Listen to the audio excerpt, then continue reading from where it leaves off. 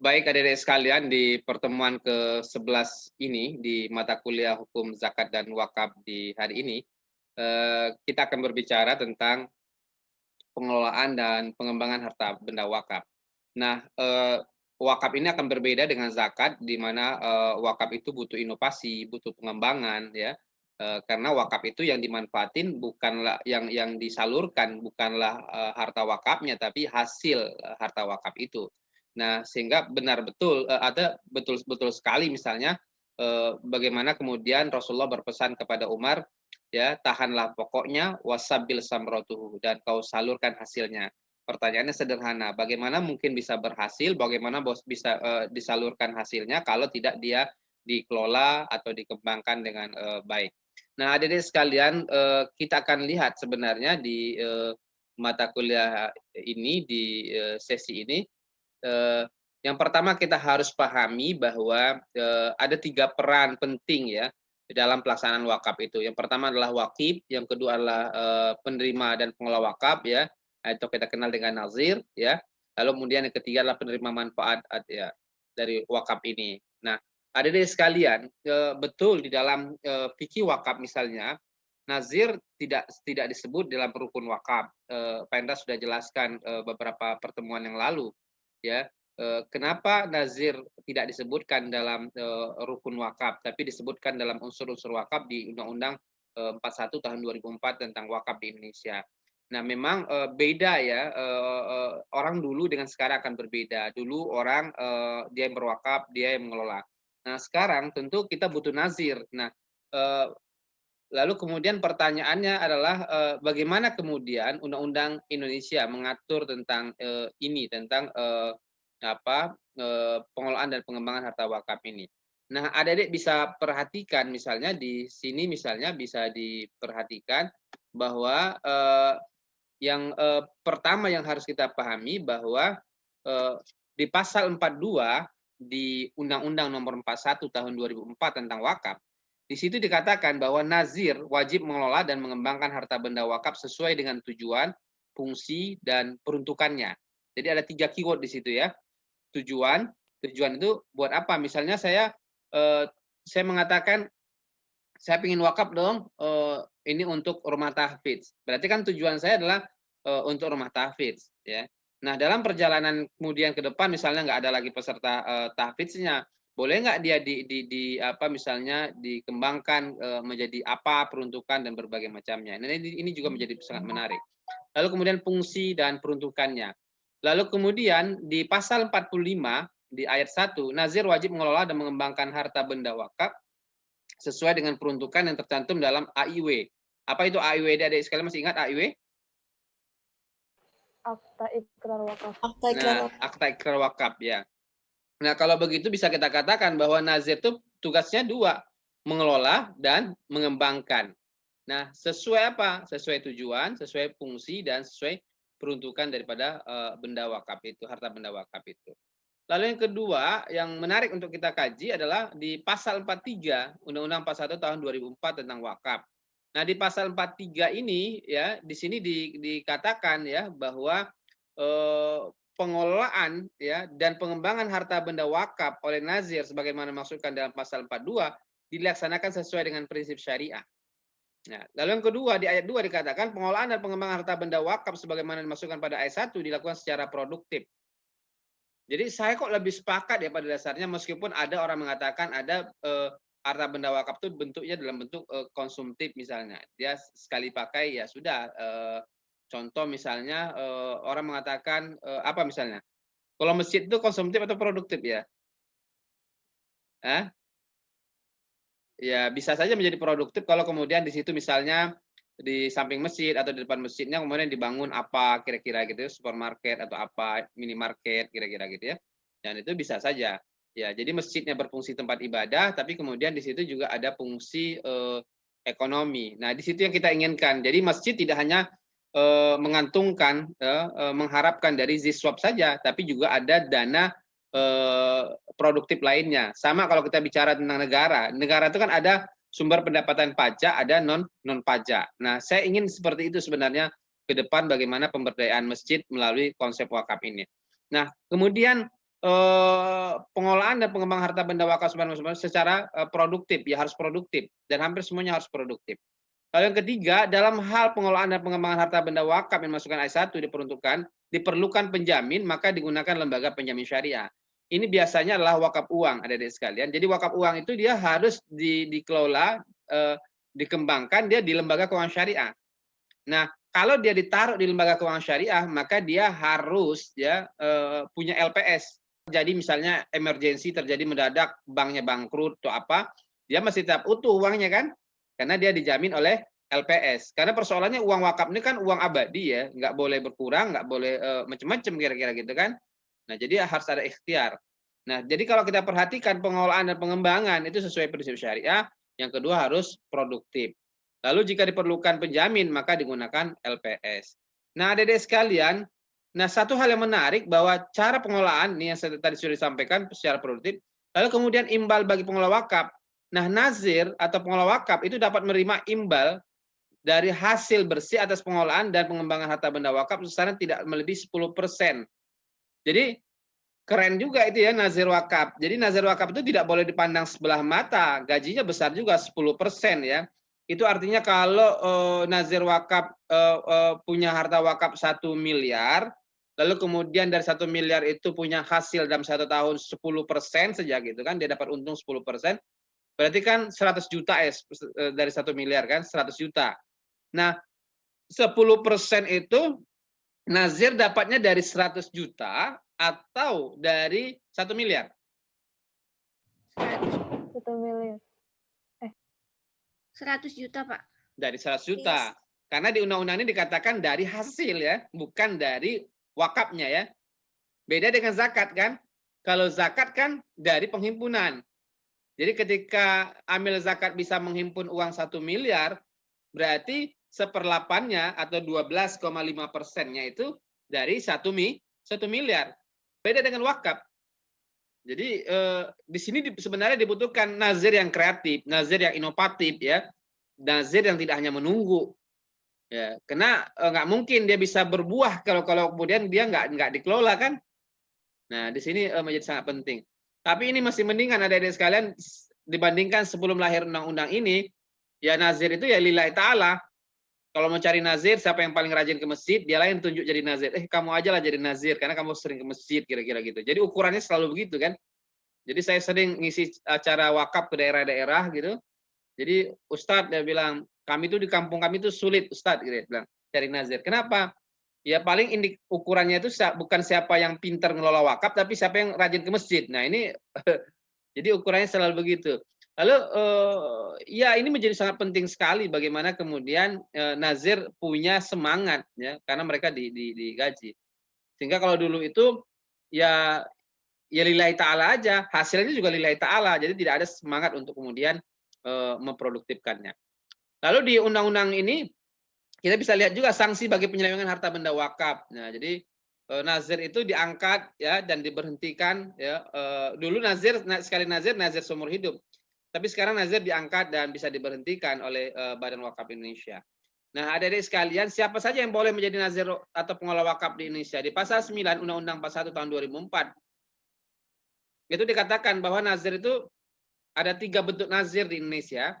Pertama nazir perseorangan. Perseorangan ini bukan 1 orang ya, minimal 3 orang di undang-undang kita itu. Lalu yang kedua adalah organisasi, tapi dia bergerak di bidang sosial, pendidikan, kemasyarakatan, dan keagamaan Islam. Nah, lalu kemudian dia harus punya badan hukum. Anda sudah jelaskan ya, kalau wakif itu boleh nggak non Muslim wakif? Boleh, Pak. Boleh. Kalau nazir? Tidak boleh. Tidak boleh. Boleh. Tidak.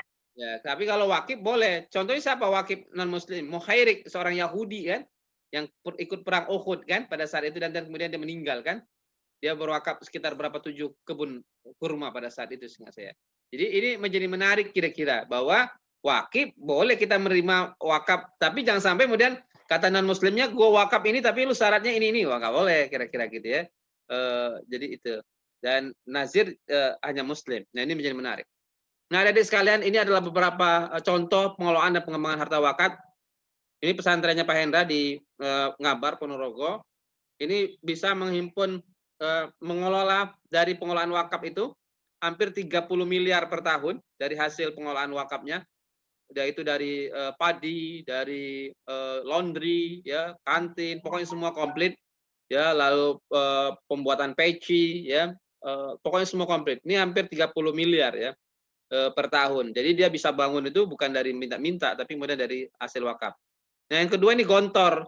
Nah, ini Gontor ini Masya Allah luar biasa, mungkin sudah dikenal ya. Ini juga dari pengelolaan wakaf ya. Sekarang Gontor punya pom bensin Gontor dan berbagai macamnya. Ini juga menjadi menarik bagi saya. Ya, Gontor ini sekitar 3 kilometer dari Ngabar ini, masih di Ponorogo juga. Nah, ini contoh wakaf, pengembangan wakaf di Indonesia yang menjadi pilot project lah bagi saya. Yang di bawah ini di mana nih kalau ada yang tahu nih? Ada yang tahu? Di mana? Ini adalah Masjid Al-Azhar Kairo. Nah, ini di Kairo ya. Nah, ini di Kairo. Ini kampus Al-Azhar Kairo, ini Masjid Al-Azhar Kairo ini lagi diperbaiki, direnov pas Pak Indra ke sana. Nah, jadi Kairo juga Al-Azhar merupakan bentuk pengelolaan wakaf sampai-sampai negara pun berhutang kepada Al-Azhar. Jadi ini menjadi menarik. Kalau ini di mana nih? Ada yang pernah ke sini pesantren ini? Di pesantren Darut Tauhid Bandung. Ya. Nah, ini juga kalau ada yang masuk ke ini saya Pak Hendra mampir ketika Pak Hendra ngisi seminar wakaf untuk pesantren di Lembang pada saat itu. Nah Pak Hendra ya nggak mau diem, pakai ojek, mampir aja lah, terus baru sambil ngisi seminar sambil mampir di Darut Tauhid. Nah, lihat bagaimana Darut Tauhid mampu tuh memasang wakaf terpadu. Ini komplek wakaf terpadu, ini semua dari hasil wakaf. Jadi ini tentu akan menjadi menarik ya adik-adik sekalian dalam perkembangan wakaf di Indonesia. Nah, adik-adik sekalian, nah ini adalah pernah ke sini? Ada yang pernah ke sini dekat dengan dengan asramanya adik-adik? Ada yang pernah ke sini? Ini di Parung. Ada yang pernah ke sini? Ini adalah merupakan zona rumah sehat ya, rumah sehat terpadu miliknya Dompet Duafa. Nah, ini di Jampang ya, Kecamatan Kemang, Bogor, dan ini ya di Parung sana dia. Nah, ini Masya Allah luar biasa. Di sini dibangun dari wakaf uang dan barang dengan nilai tidak kurang sekitar 65 miliar. Di sini ada masjidnya, di sini ada rumah sakitnya, ya. Pokoknya komplit deh semuanya di sini. Nah, jadi luar biasa dan itu wakaf. Nah, jadi pengelolaan wakaf. Lalu kita bisa lihat lagi misalnya wakaf pom bensin ya, itu Pondok Pesantren Tazaka Pekalongan. Nah, banyak lagi ya. Lalu kita bisa lihat juga warung wakaf. Nah, ini mungkin sering nih. Nah, ini ada ini di Jakarta Selatan nih, Pak Hendra mampir sebentar lah, coba gimana sih merasain belanja di warung wakaf kira-kira gitu ya. Nah, ini warung wakaf. Nah, banyak ini punyanya ACT biasanya. Nah, saya pikir itu. Nah, ini Al-Azhar Kairo, ini di Fakultas Syariah Al-Azhar Kairo, ini Pak Hendra di dalam Fakultas Syariah. Nah, ini yang Pak Hendra bilang ini adalah Bangkolin. Ini satu masjid, lalu kemudian di bawahnya masjid, di atasnya apartemen, di dalamnya juga ada supermarket. Jadi ini memadukan antara masjid, kemudian apartemen. Jadi ini contohnya Masya Allah luar biasa. Ini adalah Singapura ya. Jadi saya berharap adik-adik bisa melakukan riset yang sama ya bagi saya ya. Alhamdulillah berkat wakaf ini Pak Indra sudah mengelilingi banyak daerah di Indonesia ya, ngisi seminar berbagai macam termasuk beberapa negara. Nah, di Turki juga ada demikian juga. Pak Indra pernah di Fakib ya di Turki. Nah, saya pikir itu deh, tapi kunci akhirnya adalah nazir. Kemampuan apa? Kemampuan menghimpun dan kemampuan mengelola. Kalau pintar menghimpun aja nggak dikelola, nggak punya hasil deh. Tapi kalau pintar mengelola, nggak pintar menghimpun, nggak ada yang nggak bertambah aset wakafnya. Jadi harus pintar menghimpun, fundraisingnya harus bagus, tapi mengelola juga harus bagus. Nah, tapi kalau himpunnya bagus, mengelola bagus, tapi harus amanah deh. Nah, tapi harus profesional juga. Kalau amanah, alhamdulillah, dikit-dikit alhamdulillah. Tapi bagaimana punya nilai tambah nggak bisa. Tapi kalau profesional nggak amanah, tewas deh. Banyak sekali harta wakaf yang tak berjejak lagi, hilang tewas. Kenapa? Dijual oleh beberapa orang oknum yang tidak bertanggung jawab. Banyak sekali. Ya. Nah, jadi ini Masya Allah luar biasa. Ya, pada akhirnya ya sejahtera lah yang kita harapkan. Masyarakat sejahtera, negara sejahtera, semuanya sejahtera. Nah, kalau kita perhatikan, coba sekarang kita buka di undang-undangnya ya. Coba kita sekarang belajar undang-undangnya. Kita akan lihat bagaimana penerapan detailnya di dalam undang-undang ini. Nah, adik-adik bisa lihat ya di sini. Kita buka sekarang Undang-Undang 41 tahun 2004. Nah, itu bisa dilihat di bab 5 tentang pengelolaan dan ini undang-undang ya 41 tahun 2004. Nah, di sini dikatakan bahwa nazir wajib mengelola dan mengembangkan harta benda wakaf sesuai dengan tujuan dan fungsi dan peruntukannya. Dan ini Pak Indra sudah jelaskan tadi, tapi ada beberapa yang belum Pak Indra jelaskan, mungkin di pasal 44.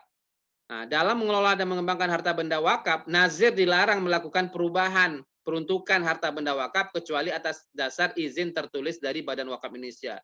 Jadi nggak boleh kucuk-kucuk, ini kita kembangin dah kira-kira. Tapi merubah peruntukannya tadi, itu harus seizin daripada BWI, tertulis BWI. Nah, izin dimaksudkan pada ayat 1 hanya dapat diberikan apabila harta benda wakaf ternyata tidak dapat dipergunakan sesuai dengan peruntukannya yang dinyatakan dalam ikrar wakaf. Ya, ketika kita ikrar wakaf kan kita bilang tuh, untuk apa nih wakaf nih kira-kira? Oh, gua wakaf untuk anak yatim, untuk orang miskin, untuk rumah tahfidz, apa.